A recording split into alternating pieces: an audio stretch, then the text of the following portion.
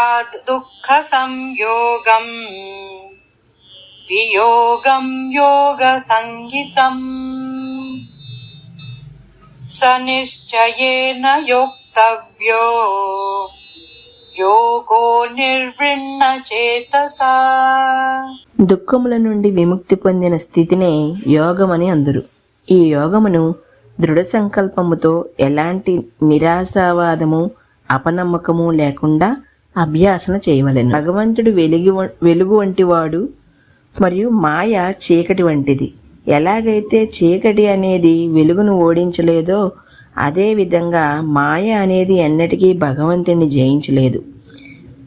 భగవంతుని సహజ స్వభావం దివ్య ఆనందం. అదే సమయంలో మాయ యొక్క పరిణామం దుఃఖము. అందుకే భగవంతుని దివ్యానందాన్ని పొందినవాడు మాయ కలిగించే దుఃఖాలను ఎన్నటికీ ఇక లోను కాడు.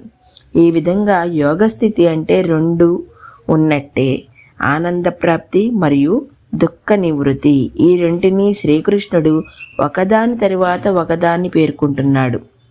ఇంత క్రితం శ్లోకంలో యోగ ఫలముగా ఆనంద ప్రాప్తి అనేది వ్యాఖ్యానించబడింది.